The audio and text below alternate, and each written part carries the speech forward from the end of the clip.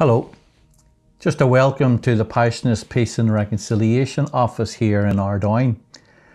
I've been asked to share with you something about the struggle to find a vision of hope as I encounter the wonderful but wounded city of Belfast. A vision of hope that is open and welcoming to all, and that gives a dignity and a purpose to the lives of everyone. Just to assure you of the theological depth that we're going to get to in this reflection, I want to state at the beginning that my reflection could be summarised in 5 words. Hope is not like gin. And we'll come back to that. What do I mean by that? I'm often intrigued by billboards that we see around the city. British Telecom once used a poster that depicted 2 ostriches standing back to back with their heads buried in the sand. The slogan ran, "I won't ring my brother until he rings me." Well, we know where that got to. The aim is to hook into our feelings of guilt, to make us use their products. I remember the massive advertising campaign promoting eggs, following the Simon Ellis scare sparked by the words of Edwina Curry a few years back. One billboard had a well done up lady egg, with a slogan beside her that ran, "I used to have a boyfriend until someone poached him." It's very sad. I also remember an advert for gin on a giant billboard that once you could see as you drove across the Albert Bridge. In the distance, there was a large blue swimming pool. And as you drove closer, you could see a slogan arising out of the swimming pool that stated, "Out of the blue comes."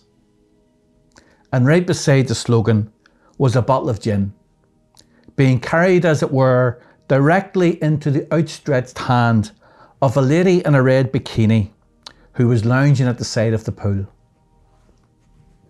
The message was clear. Out of the blue comes gin. Whatever hope is, it is not like that. It does not suddenly appear as out of the blue. Hope belongs right at the heart of our life experience and can only come out of that lived experience. Otherwise, it risks becoming irrelevant to the lived lives of people who are searching for meaning. But if hope is not like gin, I would also suggest that building peace and reconciliation in this wounded city is also not like gin. It doesn't suddenly come out of the blue. Peace is still a delicate commodity, particularly in areas that have been scourged by division during years of conflict. Recent events have shown us that healing and reconciliation cannot be built upon playing on the mistrust and suspicion between communities. We need courageous, religious, political and civic leaders who are prepared to take the risks of reaching out, building new relationships in which faith, identity and culture are fully embraced and cherished by all. Reconciliation is a word that perhaps we have become almost too used to. Doesn't mean anything anymore. But maybe we need to discover a new meaning for this often used word. It comes from Latin. The fact I know that is astonishing, given that I failed every Latin exam I ever sat in St Malachy's. But the word can be broken into 4 parts. Re means again. Con means with. Cili, C-I-L-I, is the Latin word for eyelash, and ation denotes an action.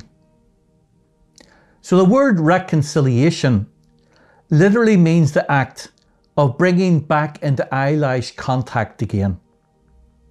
The ability to touch eyelashes with another person, to look into another person's eyes without barriers or obstacles between us. For me, that's a very different and dynamic understanding of reconciliation that calls us to go further than we ever thought about before. The courage to look straight into each other's eyes. I believe that what we are being challenged to face up to in these days in this wounded and wonderful city is summed up well by T.S. Eliot in his poem Four Quartets.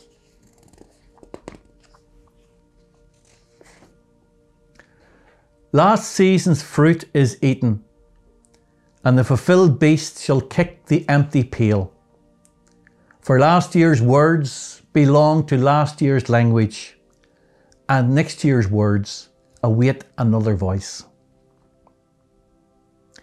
We are waiting on another voice, and we are being challenged to co-create something new that hasn't existed before. Tolkien was writing his epic stories about the struggle between good and evil at the same time as C.S. Lewis.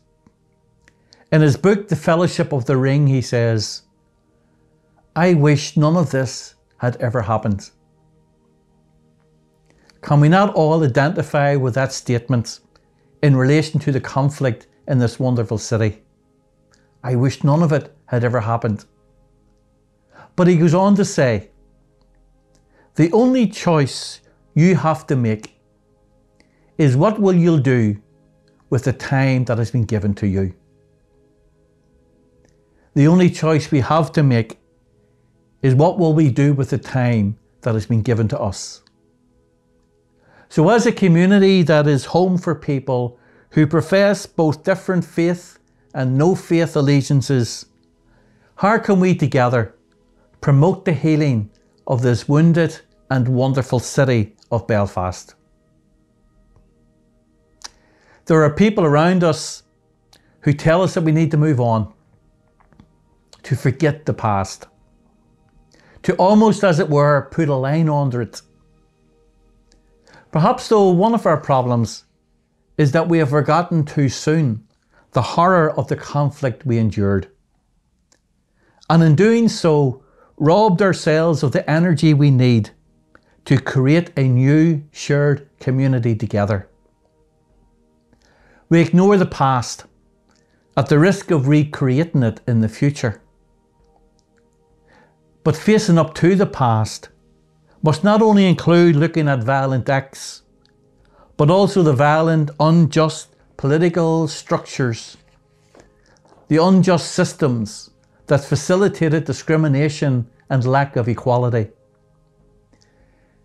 It is no accident that among those most committed to peace today are those most affected by and involved in the experience of the conflict, now working together towards a new vision. The vision proclaimed by Jesus in the 4th chapter of Luke's Gospel is a vision of peace. As part of the Gospel, I think, is very precious, and we ought to go back to it many times to build up our hope, to build up our determination of what can be. Jesus proclaims the vision as he comes into the synagogue where he grew up. You remember the passage.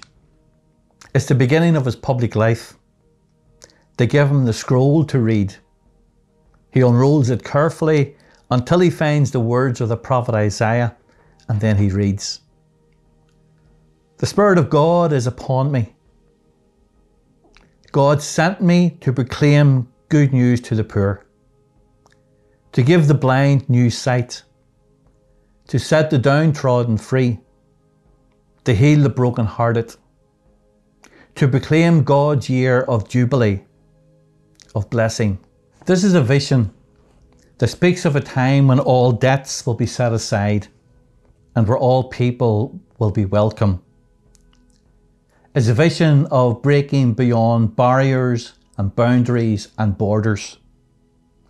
An opportunity for a new beginning. A time for peace, when everyone will share all that God has given us.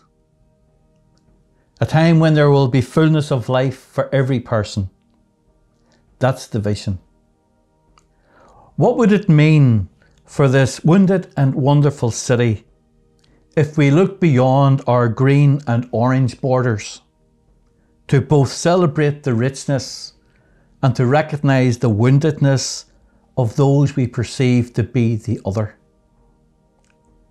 What would it mean for this wounded and wonderful city if orange and green together reached out in welcome to those wounded people who have come from foreign shores to find a new home among us?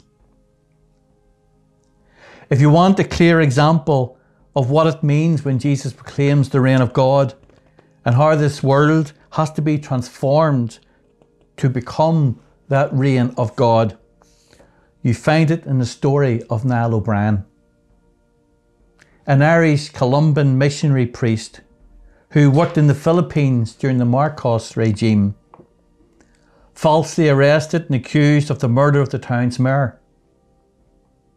Each time Father Niall wore a stole when he celebrated Mass, it had a particular logo on it. It was an image of the dove of peace that was coming into land, but it was prevented from landing by circles of barbed wire. On the barbed wire were two hands with blood coming from them, as it were from pulling the barbed wire apart. The message was that the dove of peace could only land when people had the courage to absorb the pain of the barbs. A wonderful modern day story of the Passion.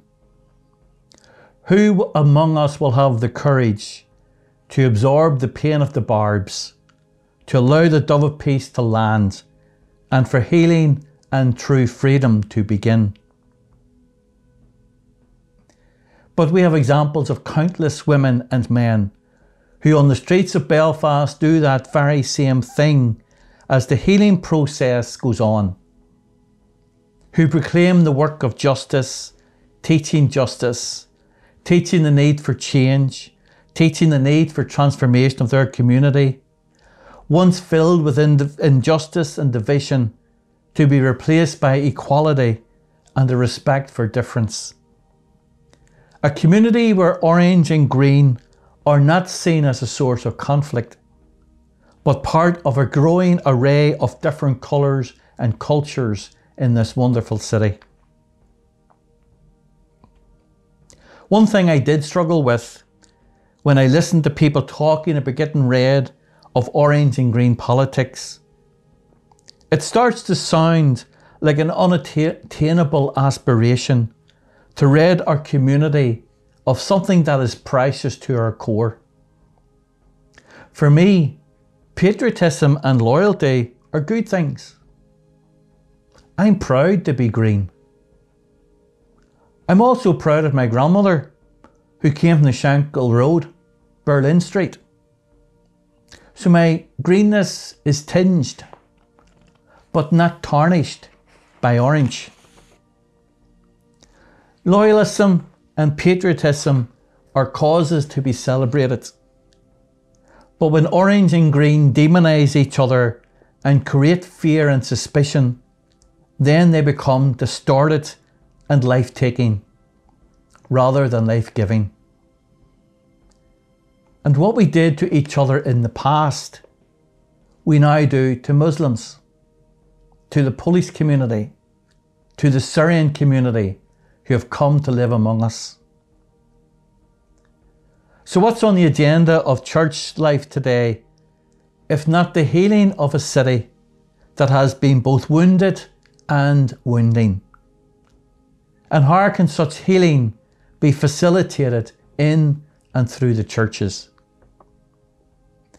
The gospel invites us to bring our city's pain and hurt to the surface so that they can be transformed and people can be healed. What would it look like if we work to make the kingdom of God a reality in this wounded and wonderful city? I based the following conclusion upon an initial reflection by Father Kieran Early, a regular visitor to this part of the city during the 1980s. The kingdom of God in Belfast. The kingdom of God is here when walls of separation come tumbling down, to be replaced by the warm arms of embrace, where diversity is recognised as a gift to be cherished rather than as a threat to be overcome. When we recognise the equality of dignity we share with our fellow human beings. When we show genuine love and care, especially to those in pain, poverty and deep need. The kingdom of God is here when we struggle to create a situation when our elderly can sleep soundly in their beds at night and our young people can fulfill their God-given potential.